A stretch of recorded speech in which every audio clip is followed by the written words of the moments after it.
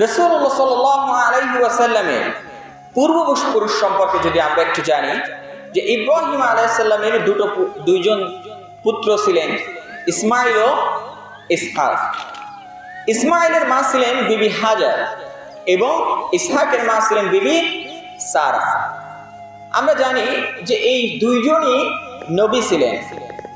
ছোট ছেলে ইসহাকের পুত্র ইয়াকুব নবী হন, যার অপর নাম ছিল ইসরাইল, অর্থ আল্লাহ তাআলার দাস।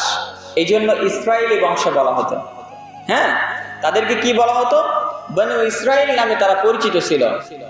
সে মতে বনু ইসরাইল নামে যে 12 জন নবীর জন্ম হয়, বিশেষ করে ইউসুফ, মূসা, হারুন, দাউদ, সুলাইমান ও ঈসা আলাইহিস সালাম ছিলেন এই বংশের সেরা নবী ও রাসূল।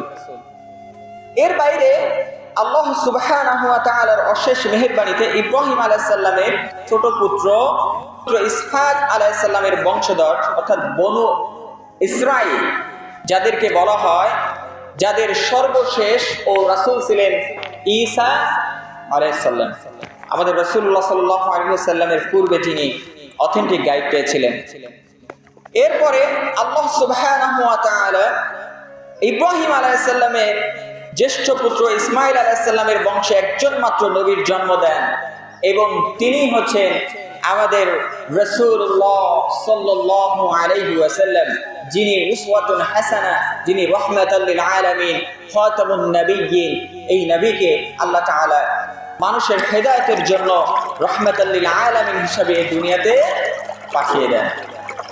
এমন একটা সময় যখন মানুষের ভিতরে শিরক ঢুকে গিয়েছে, মানুষের ভিতরে বেদাত ঢুকে গিয়েছে, বর্বরতা ঢুকে গিয়েছে, মানুষ তখন আল্লাহ তাআলাকে ভুলে নিজেদের মন গড়া, নিজেদের ইচ্ছে মতন চলা শুরু করছে।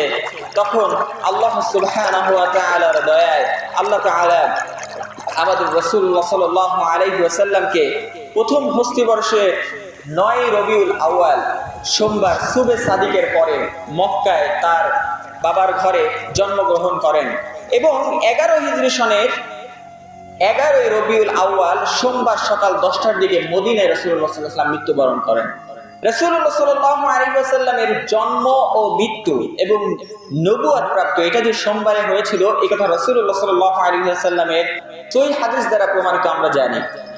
কিন্তু আজকে আমাদের সমাজে আমরা যেভাবে এই বিষয়কে ভুল ব্যাখ্যা করে আজকে এই মুহূর্তেও অনেক মসজিদে অনেক আনন্দ উল্লাস করে রাসূলুল্লাহ সাল্লাল্লাহু আলাইহি ওয়াসাল্লামের জন্মকে মিথ্যাভাবে প্রচার করে যে বিষয়গুলো বেদাতি কাজ, সেই বিষয়গুলোকে প্রমোট করে খাওয়া দাওয়ার আয়োজন, বিভিন্নভাবে বিভিন্ন আয়োজন করে মানুষ কতই না কিছু করতেছে। কিন্তু আমার আল্লাহ রাসূল সাল্লাল্লাহু আলাইহি ওয়াসাল্লামের ওফাতের পরে সাহাবীরা, তাবেঈনরা, খোলাফায়ে রাশিদিনরা কখনো এমন কোনো কিছু করেছেন বলে কোনো প্রমাণ, কোনো দলিল কোথাও কিন্তু পাওয়া যায় না। সুতরাং আল্লাহ রাসূল সাল্লাল্লাহু আলাইহি ওয়াসাল্লাম সোমবারে জন্মগ্রহণ করেন এবং সোমবারে তার মৃত্যু হয়, এবং বিদায় হজ হয়েছিল 9 জিলহজ শুক্রবার। বিদায় হজের পরে তিনি 80 দিন অথবা 81 দিন পর্যন্ত বেঁচে ছিলেন।